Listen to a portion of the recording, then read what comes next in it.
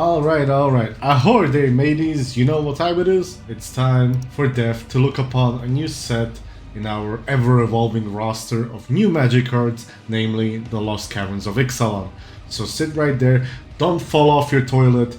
But before we start, I'm just going to quote Callahan from the Mind Scalpers because they said it best recently. This Ixalan set is pushed as fuck! Also, it has some cool reprints like that awesome mana crit, but that's not part of our show today. And with that, let's begin with Malcolm, Alluring Scoundrel. A 2 mana 1 and a blue legendary pirate, 2 and a 1 with flash and flying that says, whenever this Malcolm deals combat damage to a player, put a chorus counter on it, draw and discard a card. If there are 4 more chorus counters on Malcolm, you may cast that discarded card without paying its mana cost. So unlike our previous version, this one does not make treasures, but it's a looter. An interesting looter that can also at a later point cast those spells that it discards. With that, it's a mono blue commander, so instead of leading the pack, I think this one will fit right into pirate decks into the 99, like Malcolm Timna, Vial, but maybe even outside of pirate decks, even if the synergy is great for like Rafine, you know, like my Rafine. But let's stick with the pirate theme for a second, because right around the corner we got Francisco Foul Marauder, a new partner commander for 2023. Now, San Fran over here is a 2 mana 1 and a black legendary pirate bird with flying and partner. It also cannot block, but you know, who cares. Whenever 1 or more pirates you control deal combat damage to a player, Francisco explores. So with Explore, if you remember, you reveal the top card of your library. If it's a land, it goes into your hand. If not, you can either put it into your yard or keep it there and put a +1/+1 counter on that creature that explored. So it's not really a draw or surreal, but hey, Pirate Reanimator cEDH? I can already see the Malcolm does San Francisco Demir Reanimator decks or something in that vein. Even with the Bowmaster Meta, it should be fine. We will see. Speaking of commanders, here with the new Food Chain one with Pantlaza Sun Favored. A 5 mana 2 and Naya legendary dinosaur 4/4. The 4 is important because whenever this dino or another dino enters the battlefield under your control, you may discover X. Now, Discover is a new and cooler, or some may say fixed version of Cascade, but anyways, so you may discover X, where X is the creature's toughness. Do this only once each turn. To discover, you exile the top card of your library until you hit a non-land card with X, so in Pantlaza's case is 4 or less, and you may cast it for free, or put it into your hand. Yes, there's the only do this once each turn clause, but Food Chain don't care. Make infinite dino mana and basically put or cast most of your deck, besides lands. So if your deck has mana value spells 0 till 4, you can cast it all with Pantlaza. Sure, Naya is an interesting color choice, 2 colors off the first sliver, but a fixed improved Cascade and Discover is really nice. I must say that outside of Discover, the other ability called Descend, I am loving the flavor and the stuff in this set. It's just, you know, it's a wonderful thing, and Descending is one of my favorite new keywords. But let's move on to another commander, the Ancient one, or how Scryfall called it at first, Sleepy Sam. A 2 mana Dimir blue and a black legendary spirit god that is an 8/8. Speaking of Descent, this one has Descent 8, which means Sleepy Sam cannot attack or block unless there are 8 or more permanent cards in your graveyard. But also it has an ability for 2, a blue and a black, to draw a card, then discard a card. When you discard a card this way, target player mills cards equal to its mana value, you know, of the discarded card. Now yes folks, we have finally broken Isurf, because this commander will draw you to the card you need, and with the ones you don't, you can mill yourself out for that trusty Foracle combo. Or if you want to be fancy, you can play the infinite mill way and Shuffle Titan, and mill out your opponents, unless they have a Shuffle Titan in their deck. I'm looking at you, Gitrog. Now sure, we got a ton of Food Chain decks recently, and not a long while ago Isurf commanders like Vohar, but I do like this one more. It looks badass and it's one of those actually I want to play, even more than the Dino I just spoke about. Plus also they are printing a set booster only card that works really well with this card, namely Altar of the Wretched, or Wretched, or whichever way you like to pronounce it, which is an artifact for 2 and a black that says when Altar of the Wretched enters the battlefield, you may sacrifice a non-token creature. If you do, draw X cards, then mill X cards, where X is the creature's power. So with the Spirit we mentioned earlier, you draw 8, then mill 8. And yes, Dargo players and maybe even Kirik players all screamed with glee upon seeing this.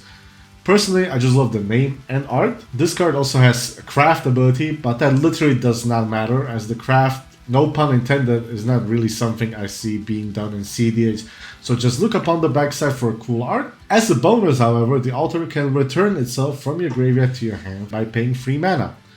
Same mana cost it has. Now, how will this end up in your yard? There are 2 ways to do that. One, you can make it a creature in response to its ETB and sacrifice it to itself, which is, you know, meh. Or you can sack it to that Beseech the Mirror card that was maybe a little overhyped. In any case, I like this card for the specific reason I mentioned it. Also, like, Dargo needed a card to make it more insane? Who knows? Speaking of legendary creatures, let's look at one that will rather be in the 99 of decks than leading the deck, and that is our new Cat Abolisher, Kotzel, Malamat Exemplar. A 3 mana, 1 in the green and the white, legendary cat warrior. Your opponents can cast spells during your turn. So it protects your win attempts in a way, raises the power of your Sisei. Even Agila is salivating over this cat, to which I have to say, bad Nemo, bad. Plus, play more Tevesh. Also, it has, whenever one or more creatures you control, each with a power greater than its base power, deal combat damage to a player, draw a card. So even Jetmir and Elevine are looking at this and being, delicious. It's also not the only card that cares about the different power than the base in the set, but yes, another Grand Abolisher kind of effect. We are here for it. I guess the cat is out of the bag. Now, earlier I did mention Isoref, so here's a look at our new legendary artifact, the Millennium Calendar, which maybe should have been a title of the new book in the Millennium series. Anyways, this rehashed Mayan Calendar of Death has, whenever you untap one or more permanents during your untap stat, put that many time counters on it. 2 and tap it, double the counters on the calendar. When there are 1000 or more time counters on it, sacrifice it and each opponent loses 1000 life. Now, it's a new artifact win column which some decks might use now, but I know what you're saying. 1000 counters? Damn, that is a ton. But there are people that have literally done the math on this, and if you play it, untap it with some permanents, if you know, attest that because you have some permanents in play already. Also, it has to survive that one cycle, so, you know. Then it takes around like 10 activations to get to the 1000 counters. With Isorev, it's even faster. It just, again, has to be played and you have to pass turn. However, maybe this is something that our zombie god Eternal Kefnet needs to bring it over the top to end the games quicker. Take a few extra turns, untap this calendar, double its counters, and bam, kill the table even faster. Wait, Kefnet does not see play in cEDH? Damn it. The next card we are looking at today is Dauntless Dismantler, a 2 mana, 1 in the white human artificer 1/4 that has artifacts your opponents control enter the battlefield, tap. I guess Stacks is back on the menu, boys? Also, it has X in white, sacrifice it and destroy each artifact with mana value X. So in theory, for 1 white, blow up all the 0 mana rocks. The only way they could have made this card better would be if they said destroy mana value X or less, but you know, it slows down dockside loops, I can even take care of them pesky treasures, and the really fast mana. Also, the art on it is a banger though. Moving on to a card I do not believe will see much play, if at all, but I wanted to include it, and that is Tishana's Tidebinder. A 3 mana 2 and a blue Merfolk Wizard 3/2 with Flash. This card says when Tishana's Tidebinder enters the battlefield, counter up to 1 target activated or triggered ability. If an ability of an artifact, creature, or planeswalker is countered this way, that permanent loses all abilities for as long as Tishana's Tidebinder remains on the battlefield. Look, it's a wizard! We finally broke Azami! Wait, Azami does not see cEDH play? Did it ever? Anyway, maybe for a low-colored blue decks, but this might be something, you know, they might like. But in any case, this is a glorified Stifle, and well, if a 1 mana Stifle, a 2 mana Stifle, or 2 mana Stifle with Split Second does not see play, or the other 3 mana Stifle effect, this surely won't change it, but who knows, something might shake up the format one day.